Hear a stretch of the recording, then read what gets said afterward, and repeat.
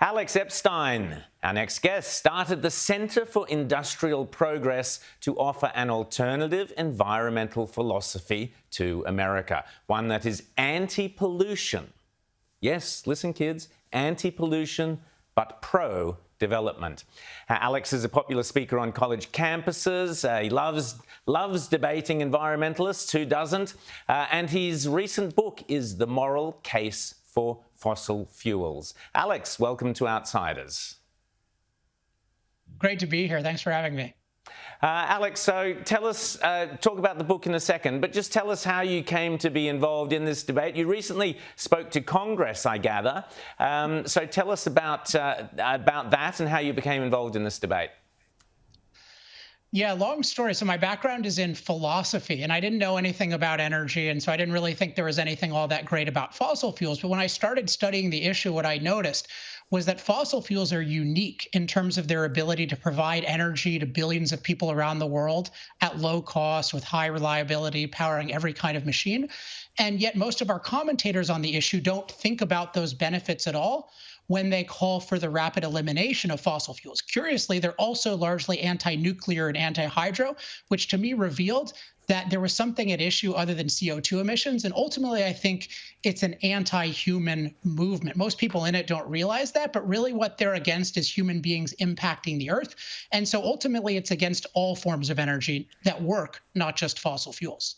That's fascinating. Tell us more about the anti-human approach, because you're right. Tell us your moral case for fossil fuels. Sure. So the anti-human is, you use the term environmentalist, but that's a vague term. And really what it means by the environment is not the human environment, not the world being a good place for human beings. It really means an unimpacted environment, an unchanged earth that we don't impact at all. And yet human beings survive and flourish by dramatically impacting the earth. So as long as we're on this premise of we shouldn't impact the earth, that's an anti-human premise. And that's how we're looking at fossil fuels. We're looking at it as, oh, it's impacting the climate, which it is some, and it's impacting the world in all sorts of ways, so it must be bad. The moral case says, hey, let's not look at it from the perspective of an unimpacted earth. Let's look at it from the perspective of human flourishing. Does it help our ability to live to our highest potential? And the moral case says, yes, the benefits to human flourishing so outweigh the side effects that fossil fuels are actually crucial for a livable planet for human beings. Rita. I'm interested in Germany, because we keep hearing about how well Germany's doing, how they're the example and just leading the way with renewables. Really, what is happening in their energy sector? Well, it's interesting because I think in other places besides Australia, you hear about Australia as a model. But then if you live in the place that is adopting green energy, you know better. Like I live in California. So I know better. So Germany is a lot like Australia, but I've studied it in quite a bit of depth. So basically, Germany about 20 years ago decided that they wanted to mandate and subsidize as much solar and wind as they could. So just for their electricity, they have now 37% solar and wind. But it's unreliable. So what happens is it doesn't replace the reliable capacity, it adds to it, or rather it adds cost to it. So what's happened to German electricity prices is they've doubled in just 20 years. And now they're 3 times or more higher than we pay in the US. And even in the US, our prices have risen dramatically because we've added all of this wasteful solar and wind infrastructure. And again, the key is it doesn't replace the cost of reliable power plants, it adds to the cost of reliable power plants. James. I'd love to sit here and talk to you about Rousseau and all of that stuff and the philosophy of this, but I would actually just like to ask you very quickly about the models that all of this is being used to drive these policies.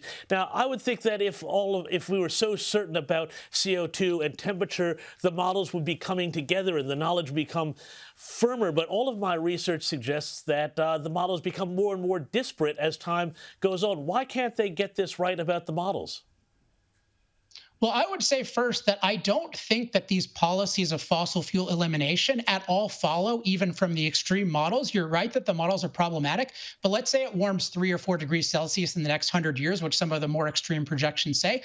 That would not at all be an existential crisis, whereas eliminating fossil fuels, would be an existential crisis. 3 billion people in the world have virtually no energy. The rest of us depend overwhelmingly on fossil fuels and will for the foreseeable future because there's no viable alternative, nuclear being the closest, but the environmentalists oppose that too. So I don't buy this idea that the models show we should get off fossil fuels, but you're right, they are very exaggerated. And I think part of what's going on is that the media and other institutions that are supposed to give us knowledge, they always pick the most extreme predictions and call those expert. And so they really miscommunicate what most experts think. Most experts do not believe that climate change is an existential threat, that everything's going to get out of control. And the real experts who look at the real data know actually that climate is safer than ever. Climate-related deaths are at an all-time low, largely because we have fossil fuel development to protect ourselves from climate, which is naturally dangerous. Alex Epstein, fascinating to chat to you. I'm going to purchase a copy of your book, The Moral Case for Fossil Fuels, not to read it to myself, but to give it to our Prime Minister, who has embarked on this insane net zero emission. Perhaps you could pop around to Australia sometime and talk to him, because somebody seriously needs to. The Moral Case for Fossil Fuels. Excellent. Alex Epstein, thanks so much, and keep up the great work. As I said, The Moral Case for Fossil Fuels, it's cut and dried.